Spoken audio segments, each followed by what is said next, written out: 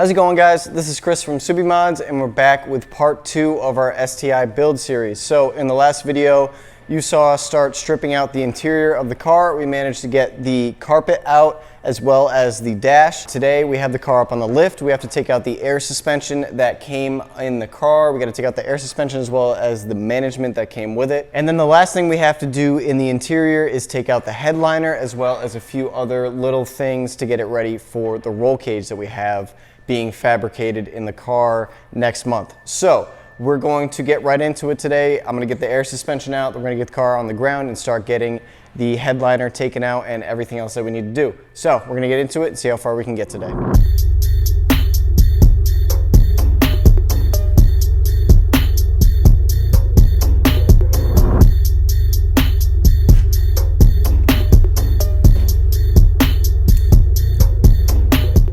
There's no Teflon tape. That is barely threaded in there. That would be tip number 1, is to use Teflon tape, thread it on the correct way, and thread it on all the way. That way you don't have any leaks.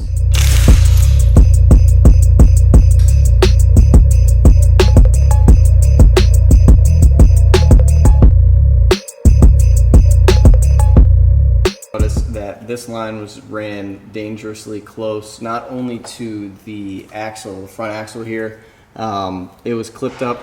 Right up here, you can actually see a little bit of abrasion, probably from the axle, but it was zip tied up here, and it was running basically next to the downpipe here, which you know is probably the hottest part of the exhaust, coming straight off the turbo. So you can see the leader line has a little bit more protection from heat, but this plastic line, the 1/4 inch air line coming here is not great against heat. I mean, I'm surprised. This car really didn't drive too much on the air suspension, I believe, from the previous owner because he had so many issues. Not surprised, but this would definitely have caused a major issue. That line is dangerously close to blowing because it is so close to a heat source.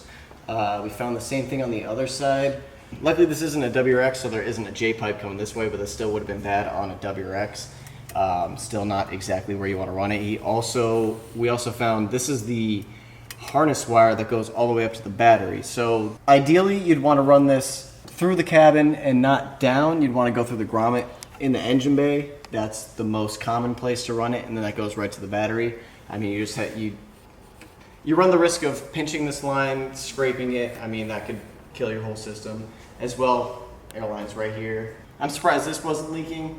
This is at about a 90-degree angle. You really don't want to run a bend straight off of your fitting. That is not ideal.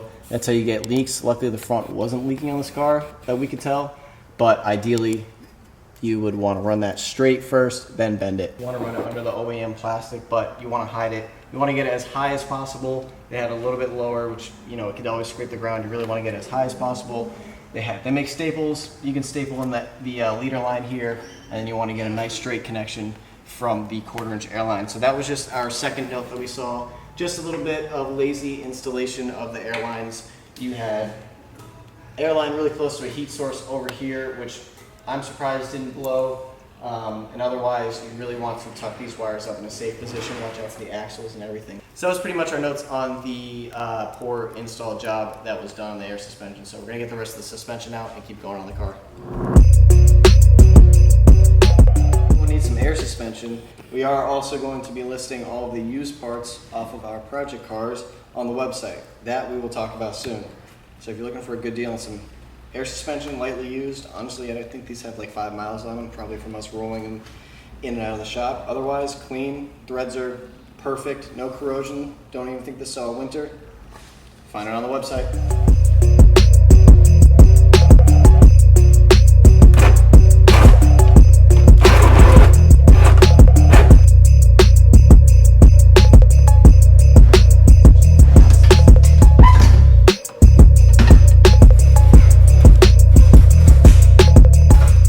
So we just got done fully uninstalling the air ride system. We got the struts out, we got the management out. We replaced the struts with just some display coilovers that we had laying around just for the meantime so we can roll it around. The last and final step for today will be uninstalling this water meth injection kit. We got the pump and the reservoir back here as well as the line that runs up to the engine bay. That's something that we got to be careful with. It still has some juice in it, so we gotta be careful with that install not to make a mess and dispose of that properly. Then we gotta take the headliner out, then we'll get it back down on the ground and it will be ready for the next step of the project. So let's get into it.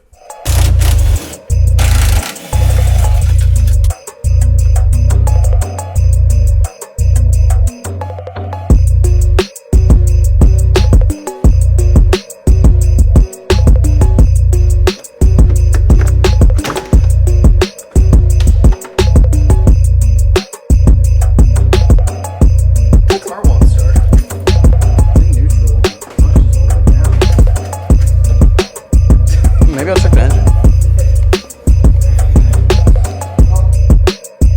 Alright, so that just about ends up our day here. So we managed to get the headliner out, all of the airbag system out, the air suspension system out, as you saw earlier, as well as the water meth injection system. So this car is pretty much stripped out besides the rest of the wiring, which we will take care of behind the scenes. So now the car is ready to go to the fabricator and get a cage welded in. So this thing will be nice and stiff and safe for the track. So that should just about do it for today, guys. We are going to keep working on this car and we will keep you updated. And until the next video, we will see you.